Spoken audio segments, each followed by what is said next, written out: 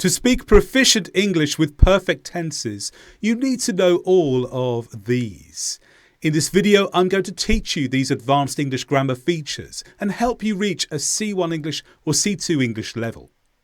But first, what exactly is the present perfect? Speaking about the past while staying in present time. This is how the present perfect works. We're at the present and we're looking back into the past, like this.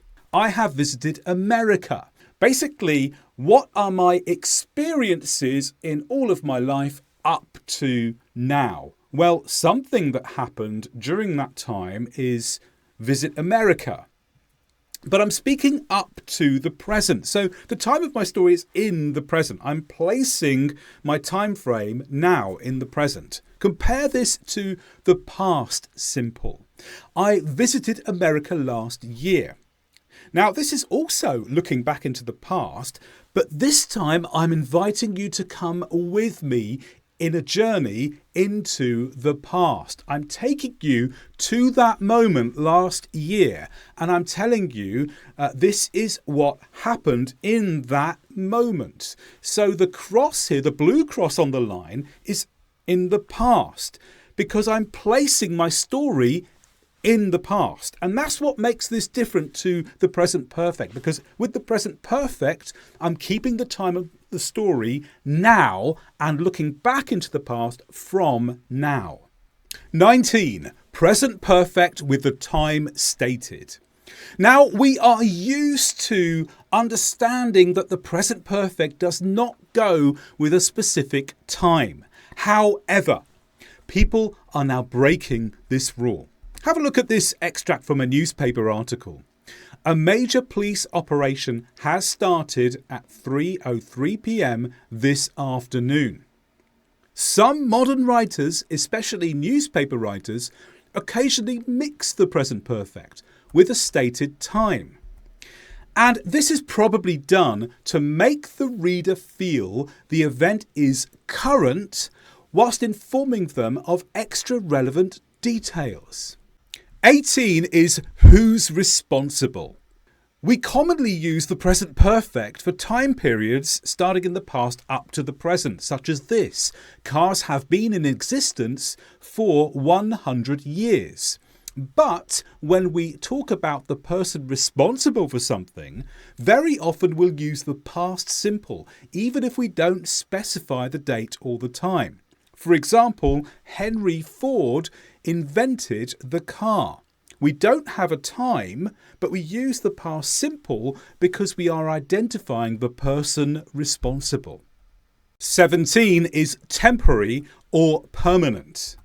This lady has been listening to loud music. Perhaps she's been to a rock concert. My ears hurt because I have been listening to loud music. But then she does that too much and it causes a new problem. My ears have been damaged by the loud music. Now, one of those situations is temporary and the other one is permanent.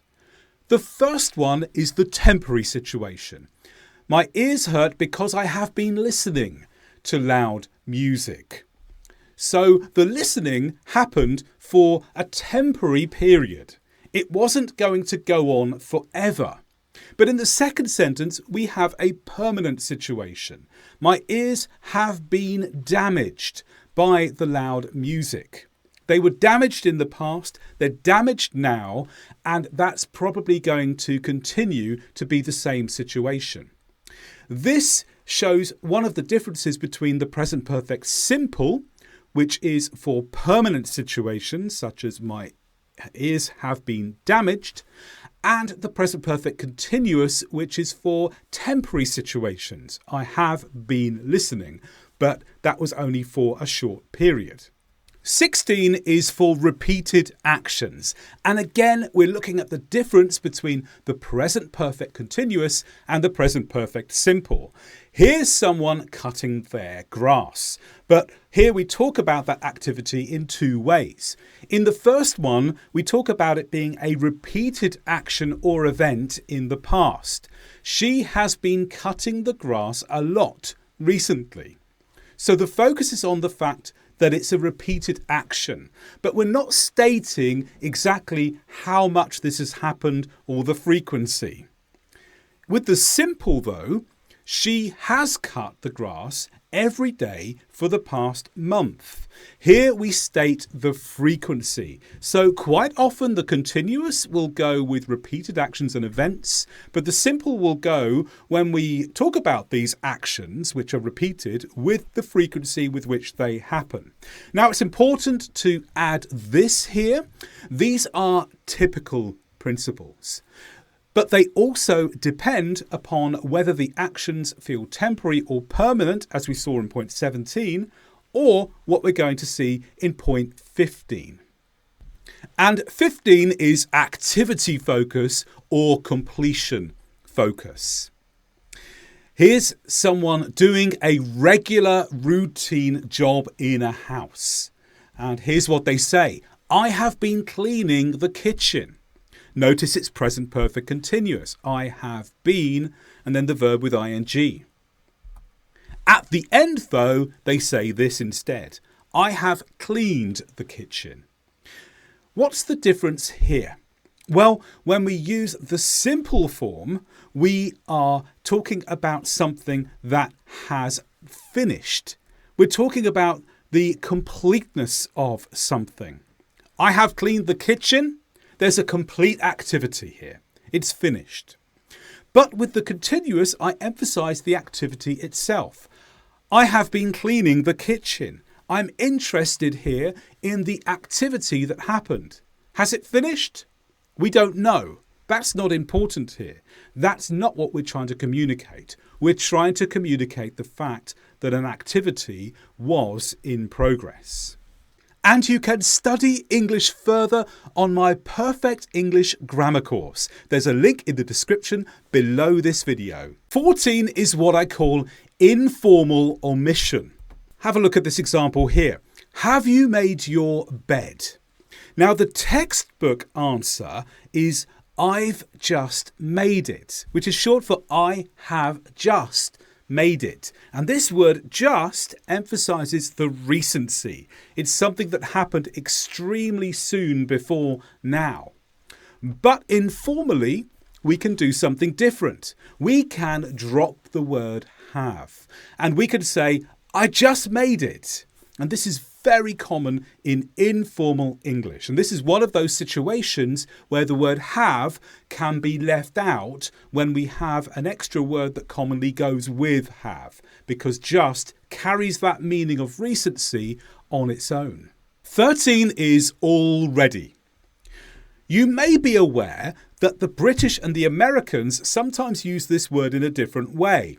With the British, we commonly use it with the present perfect. I have already seen the movie.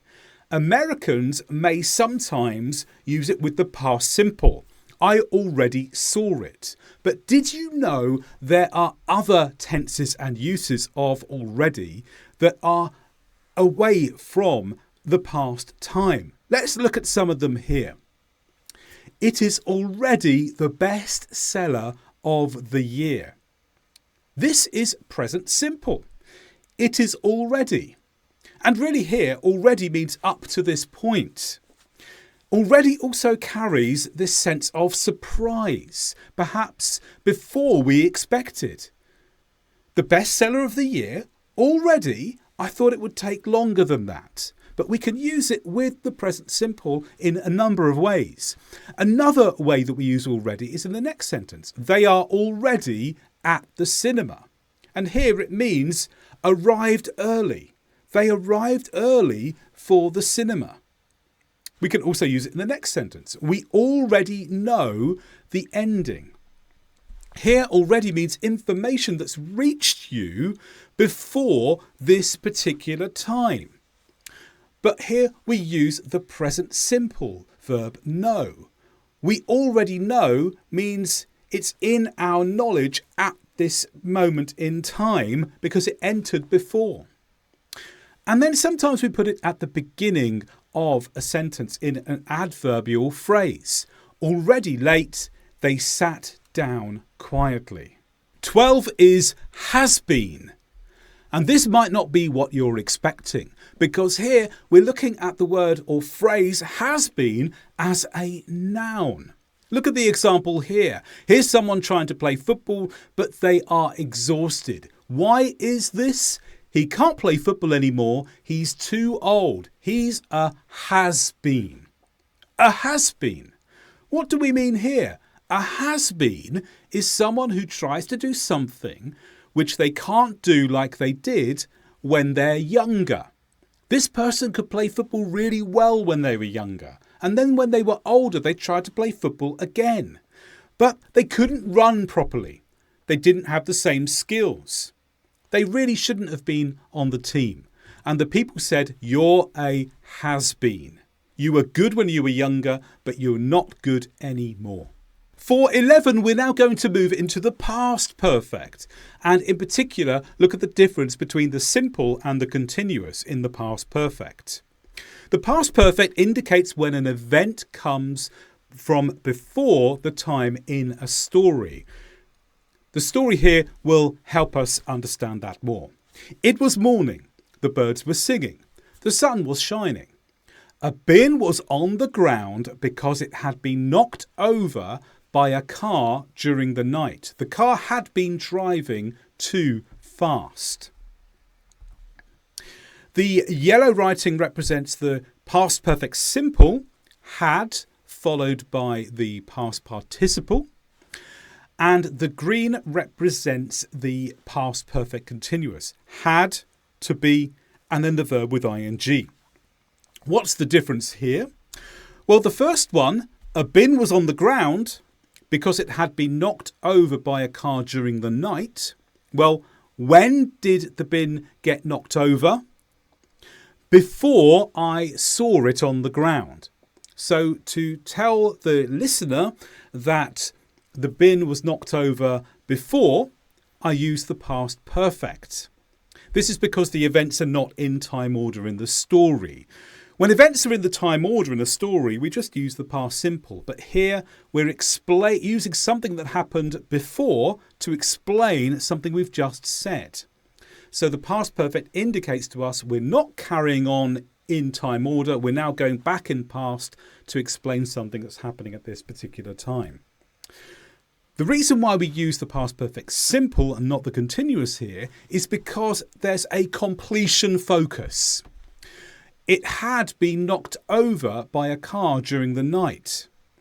The car hit it, it fell over, and it was on the ground. That activity was completed.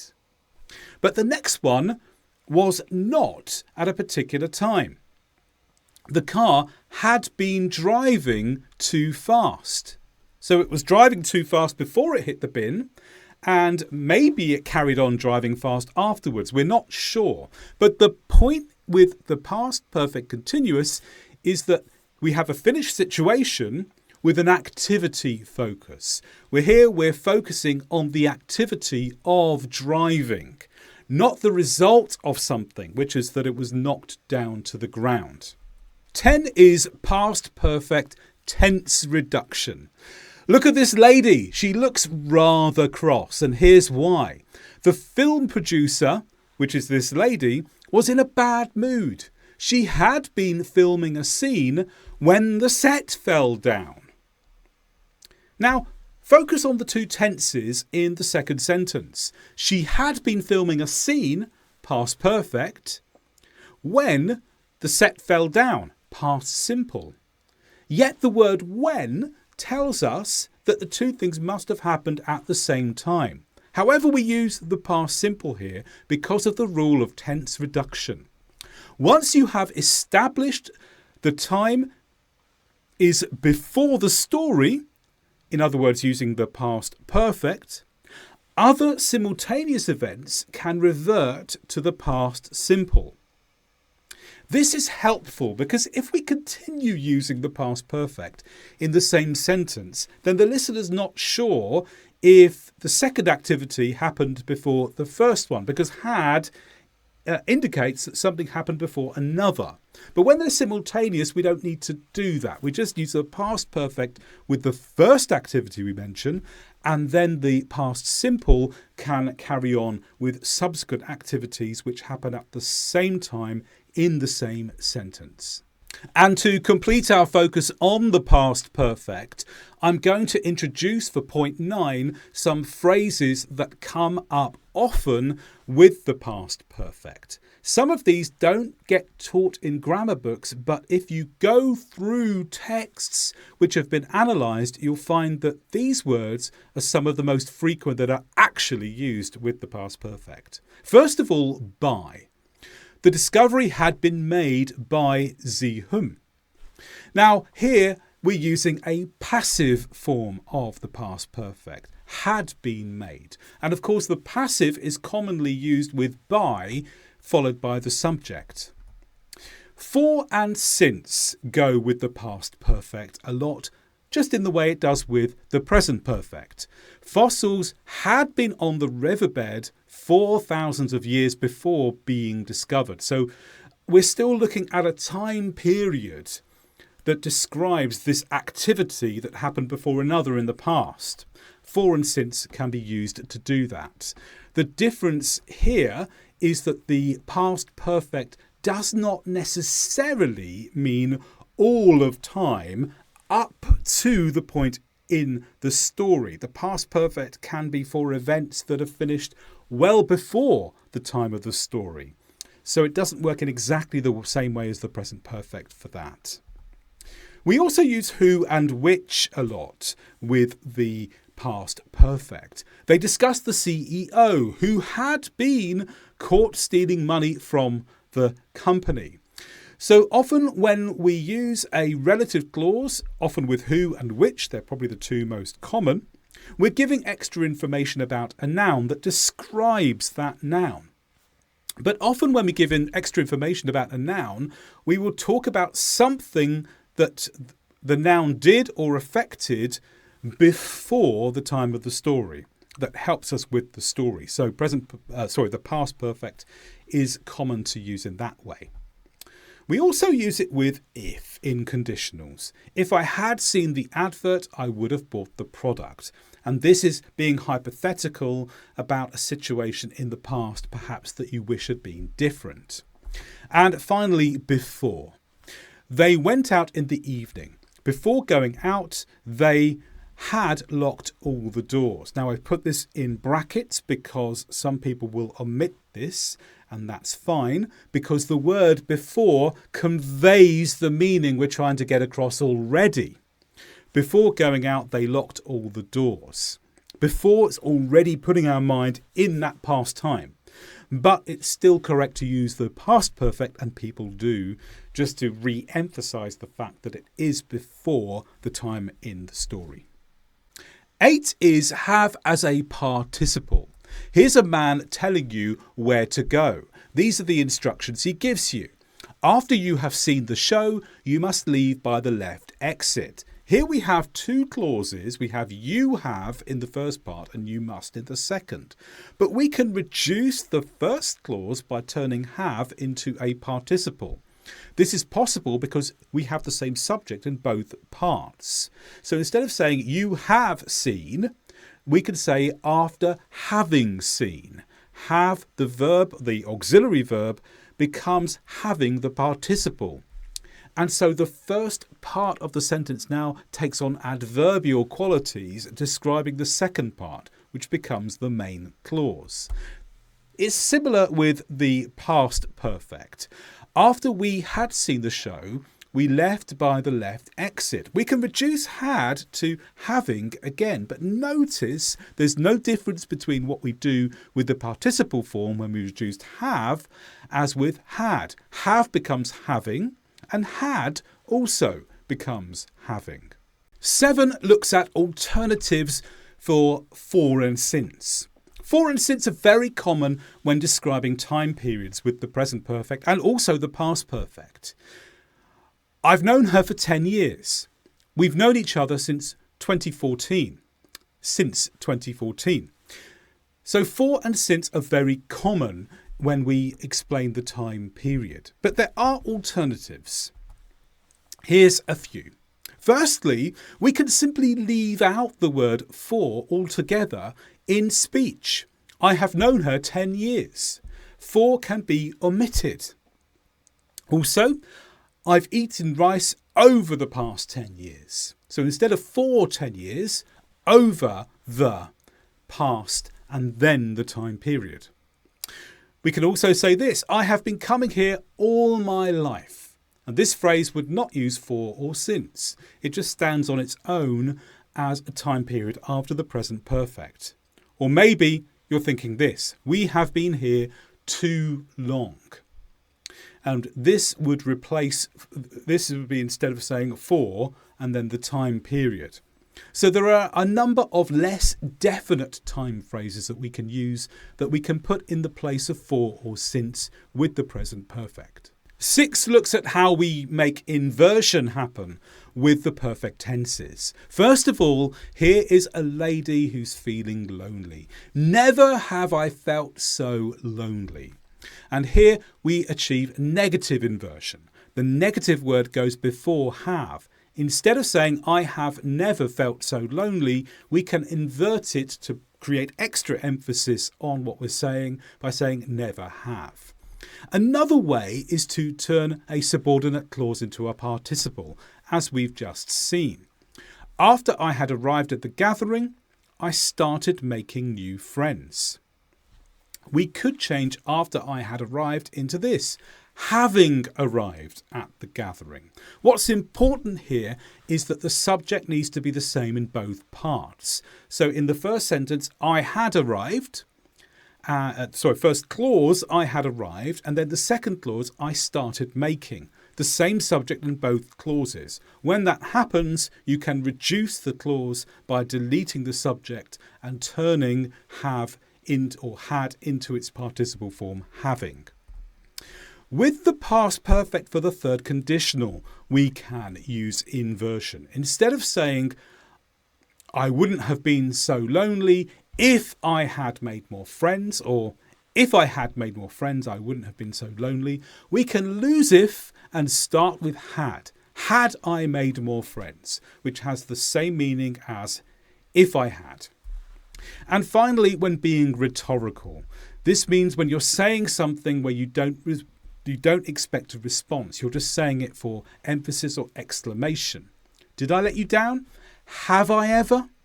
This would be an example of where you can invert I have. It feels like a question, but actually it's a statement where you're being ironic or exclaiming or trying to emphasize something. For number 5, we look at this is and it is. When we use this is followed by a nominal word and time, then we can use the present perfect afterwards. This is the first time that I have come. This is the second time that I have spoken. It doesn't just have to be time. It could be occasion, instance, but something that marks a moment, coming after first, second, third, fourth, and so on. Notice we could do this with this is and it is.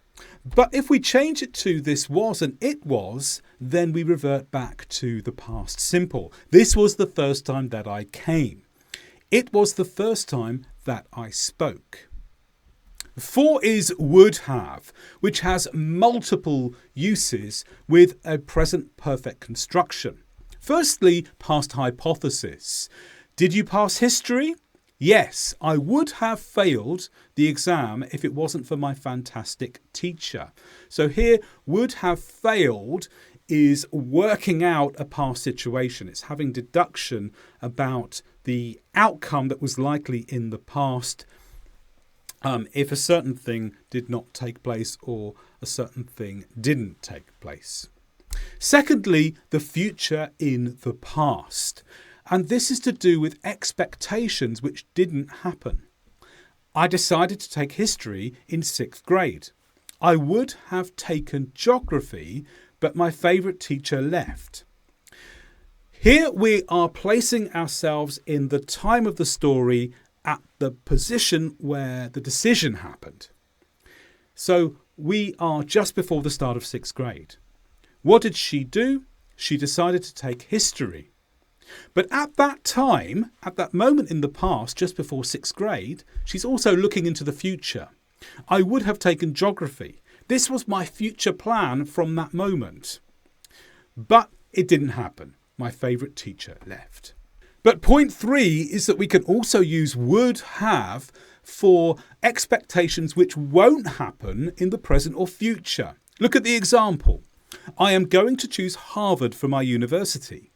I would have loved to go to Oxford, but they don't run any courses that I'm interested in. So here we're thinking about the moment. This is a decision now.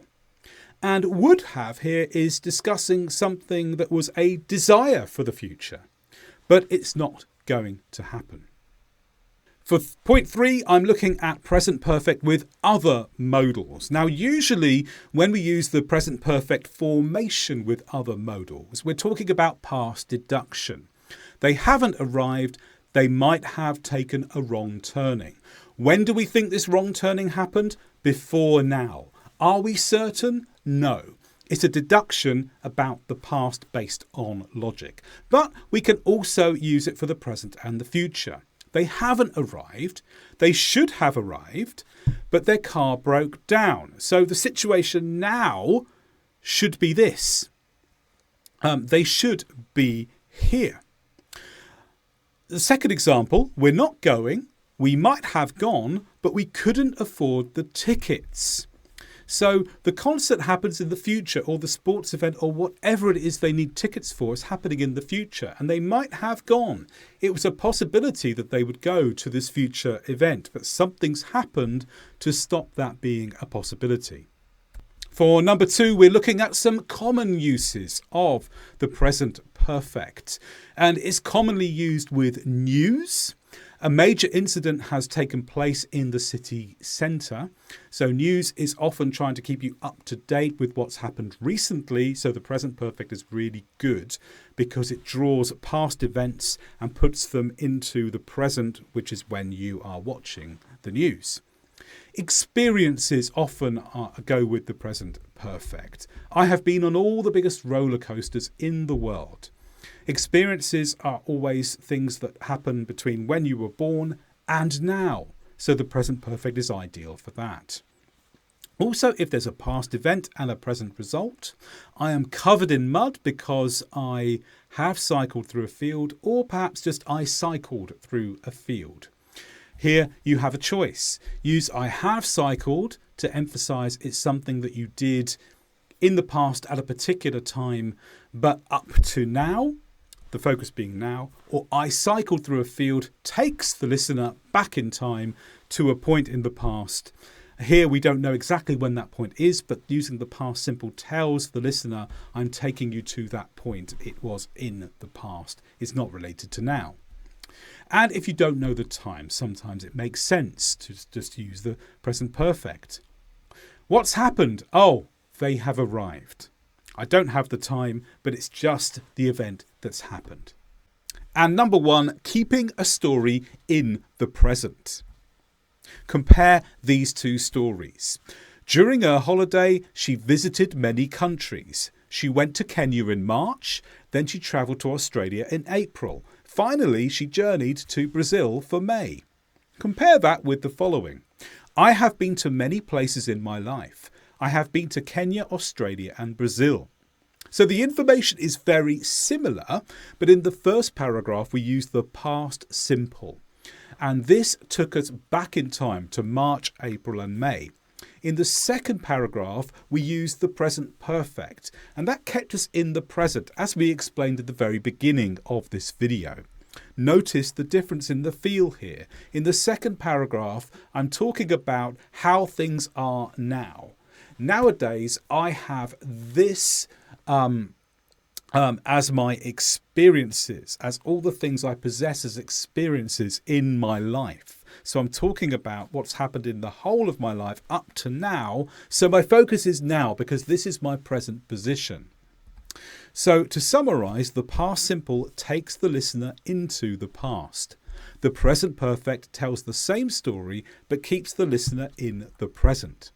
But there's one more thing that's going to help you even more to understand why we have come up with the present perfect in English. And that is understanding the history of have. And this gives us the key to why we use have with the present perfect. Let's take you on a short story first. Here, someone wins a race, and what do you get for winning a race? You win a gold medal. And this person might tell me, I have a gold medal. And here have means it's something I possess now. And maybe he put his medal in a drawer to keep it safe. Let me introduce something about Old English. Hundreds of years ago, it was possible in English to say something like this. In response to the question, where is your medal? The answer may have been, I have my medal put in my drawer.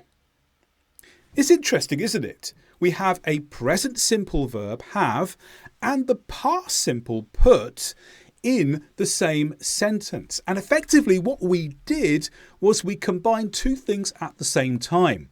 We combined present possession, I have my medal, with a related past action. I put it in my drawer. It's almost as if this sentence, I have my medal put in my drawer, is really the sentence at the bottom of the screen, but deleting and I. Instead of saying I have my medal and I put it in my drawer, we deleted the and I because we didn't need it perhaps, and we left it out. Over time, English evolved more, and eventually we got to a place where the same question came with a different answer. I have put my medal in my drawer. We'd combined those two aspects together of possession and a related past activity and made them one. And this birthed the present perfect. And nowadays, the present perfect uses have, and that indicates some sort of possession, but of a different kind. The present perfect treats moments in time like possessions. And these are possessions that we take with us into the present. Whenever something happens, it's something that comes into our history, something we take with us forever in our memories. And when I access my memory, it's in the present. But the thing I remember was in the past. So we get this combination of something in the present relating to something in the past, and have, through a process of changes in English, has become that word we use.